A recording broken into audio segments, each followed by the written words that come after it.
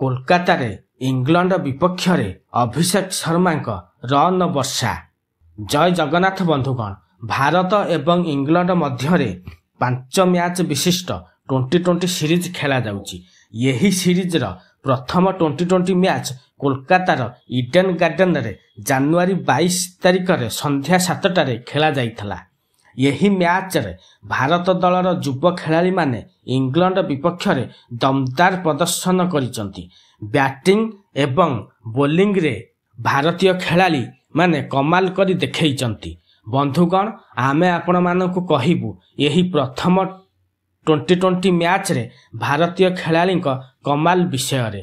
ତାହା ପୂର୍ବରୁ ଆପଣମାନେ ଯଦି ଭାରତ ଦଳକୁ ଭଲ ପାଉଥାନ୍ତି ତାହେଲେ ଏହି ଭିଡ଼ିଓଟିକୁ ଗୋଟେ ଲାଇକ୍ କରିଦେବେ ଏବଂ ଚ୍ୟାନେଲକୁ ସବସ୍କ୍ରାଇବ୍ କରିଦେବେ।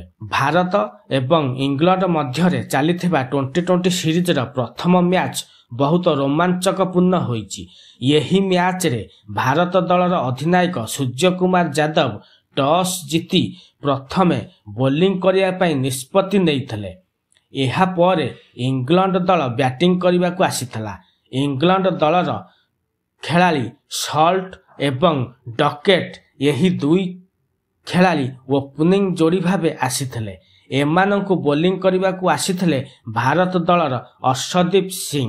ପ୍ରଥମ ଓଭରର 2ଟି ବଲରେ କୌଣସି ରନ୍ ଦେଇନଥିଲେ ଅର୍ଶଦୀପ, କିନ୍ତୁ ତୃତୀୟ ବଲରେ ସଲ୍ଟକୁ ଆଉଟ୍ କରିଥିଲେ। ଏହାପରେ ଅର୍ଶଦୀପ ତାଙ୍କର ଦ୍ୱିତୀୟ ଓଭରର ପଞ୍ଚମ ବଲରେ ଡକେଟ୍ଙ୍କ ୱିକେଟ୍ ନେଇଥିଲେ। ଏହାପରେ ବଟଲର କ୍ରିଜ୍ରେ ରହି ଅର୍ଦ୍ଧଶତକ କରିଥିଲେ।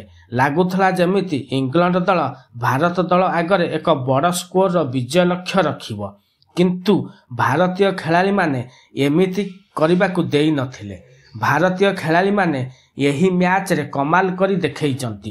ଭାରତ ଦଳର spinner bowler Varun Chakravarthy bowling କରିବାକୁ ଆସି 3ଟି ୱିକେଟ୍ ନେଇଥିଲେ।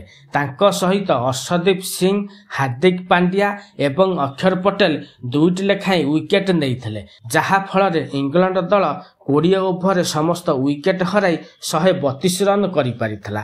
ଏହାପରେ ଭାରତ ଦଳ 133 ରନ୍ର ବିଜୟ ଲକ୍ଷ୍ୟକୁ ପିଛା କରିବା ଆରମ୍ଭ କରିଥିଲା। ଭାରତ ଦଳର ଯୁବ ବ୍ୟାଟ୍ସମ୍ୟାନ୍ ସଞ୍ଜୁ ସ୍ୟାମସନ୍ 26 ରନ୍ କରି ଆଉଟ୍ ହୋଇଯାଇଥିଲେ, କିନ୍ତୁ ସୂର୍ଯ୍ୟକୁମାର ଯାଦବ କୌଣସି ରନ୍ ନ କରି ଆଉଟ୍ ହୋଇଥିଲେ। ଏହାପରେ ଯୁବ ଖେଳାଳି ଅଭିଷେକ ଶର୍ମା ତାଙ୍କର ବ୍ୟାଟିଂର କମାଲ ଦେଖାଇଥିଲେ। ସେ ଇଂଲଣ୍ଡ ବିପକ୍ଷରେ ରନ୍ର ବର୍ଷା କରିଦେଇଥିଲେ। ଅଭିଷେକ ଶର୍ମା 34 ବଲ୍ ଖେଳି 5ଟି ଚୌକା ଏବଂ 8ଟି ଛକା ବଳରେ 79 ରନ୍ କରିଥିଲେ, ଯାହାଫଳରେ ଭାରତ ଦଳ 12 ଓଭର 5ଟି ବଲରେ 3ଟି ୱିକେଟ୍ ହରାଇ 133 ରନ୍ କରିଦେଇଥିଲା। ଏହି ମ୍ୟାଚ୍ରେ ଭାରତ ଦଳର ଖେଳାଳିମାନଙ୍କ ବ୍ୟାଟିଂ ଏବଂ ବୋଲିଂର କମାଲ ଦେଖିବାକୁ ମିଳିଥିଲା। ଭାରତ ଦଳ ଏହି ପ୍ରଥମ ଟି20 ମ୍ୟାଚ୍ରେ ଇଂଲଣ୍ଡ ଦଳକୁ 7 ୱିକେଟରେ ପରାସ୍ତ କରି ନିଜେ ବିଜୟୀ ହେବା ସହିତ ଏହି ଟି20 ସିରିଜରେ 1-0ରେ ଆଗୁଆ ରହିଛି।